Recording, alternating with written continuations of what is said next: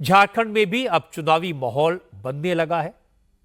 झारखंड में बीजेपी के प्रभारी और केंद्र सरकार में कृषि मंत्री शिवराज सिंह चौहान ने आज ऐलान किया कि बीजेपी की सरकार बनने के बाद झारखंड में एनआरसी लागू किया जाएगा, नागरिकता का रजिस्टर बनाया जाएगा और गैर कानूनी घुसपैठियों को चुन चुनकर बाहर निकाला जाएगा। झारखंड की चुनावी रणनीति को लेकर आज दिल्ली में बीजेपी अध्यक्ष जेपी नड्डा के घर पर बैठक हुई। इस मीटिंग में शिवराज सिंह चौहान, लक्ष्मीकांत वाजपेयी और अन्नपूर्णा देवी के अलावा कई दूसरे नेता भी शामिल हुए।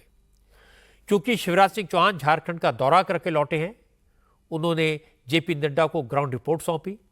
इससे पहले रांची में शिवराज सिंह चौहान ने कहा, झारखंड में सबसे बड़ा मुद्दा बांग्लादेशी घुसपैठियों का है, जिनकी वजह से यहां की डेमोग्राफी बहुत तेजी से बदल रही है।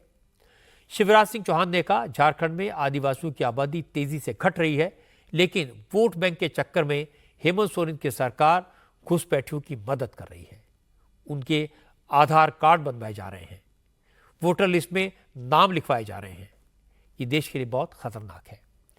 शिवराज सिंह चौहान ने कहा कि रोटी, बेटी और माटी की सुरक्षा करना बीजेपी का संकल्प है। इसीलिए बीजेपी की सरकार बनने के बाद सबसे पहले झारखंड में एनआरसी लागू किया जाएगा। बांग्लादेशी घुसपैठियों के कारण यहाँ की डेमोग्राफी तेजी से परिवर्तित हो रही है।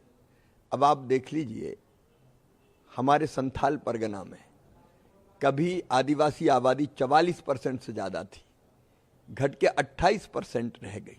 बाकी आबादी हिंदू और बाकी बुरी तरह प्रभावित हुई है, लगातार कम हो रही है। अभी घुसपैठ तेजी से जारी है, क्योंकि वोट बैंक के लालच में हेमंत सोरेन की सरकार, गठबंधन की सरकार उनको घुसवा रही है, उनके आधार कार्ड बनवा रही है, उनका वोटर लिस्ट में नाम लिखवा रही है। इसलिए रोटी, बेटी और माटी, इन तीनों की रक्षा करना हमारा संकल्प है और इसके लिए हम झारखंड में एनआरसी लागू करेंगे।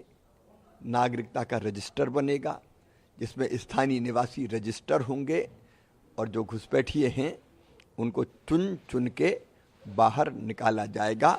यह हमारा संकल्प है।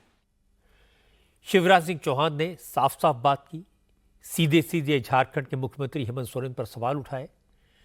लेकिन हेमंत सोरेन ने कहा कि बीजेपी को जो बोलना है बोलने दो, उससे कोई फर्क नहीं पड़ता।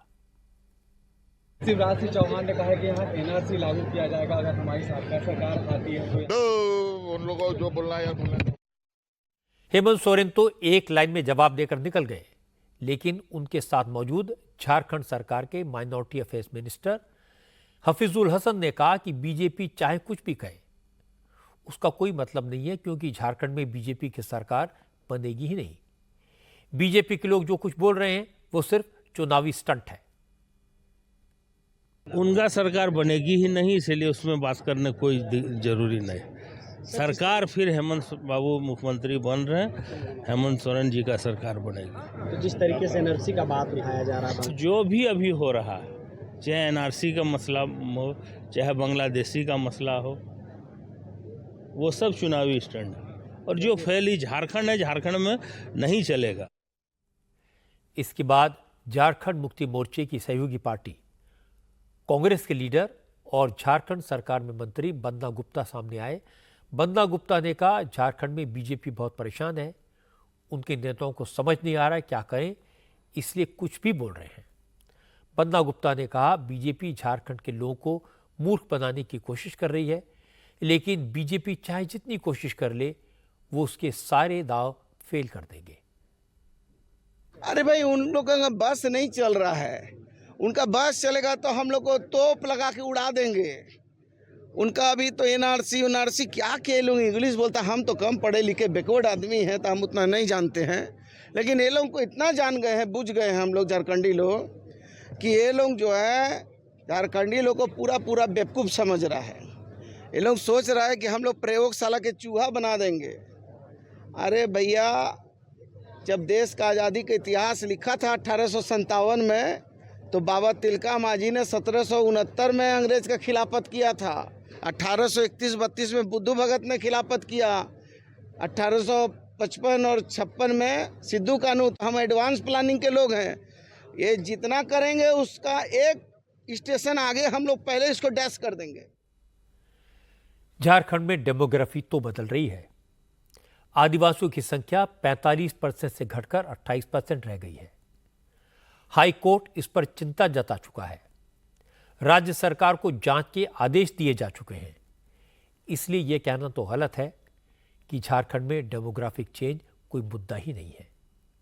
झारखंड में जेएमएम, कांग्रेस और आरजेडी का अलायंस है। आदिवासी और मुस्लिम वोटों का समीकरण उनकी राजनीति की धुरी है और बीजेपी ने इस धुरी पर चोट की है। अगर हेमंत सोरेन डेमोग्राफिक चेंज की बात मानते हैं तो मुस्लिम वोट जाएगा, नहीं मानते तो आदिवासी वोटों पर फर्क पड़ेगा। जब चंपई सोरेन यह मुद्दा उठाएंगे तो हेमंत सोरेन को कोई जवाब नहीं मिलेगा। इसीलिए हेमंत सोरेन खामोशी को हथियार बना रहे हैं और बीजेपी एनआरसी को।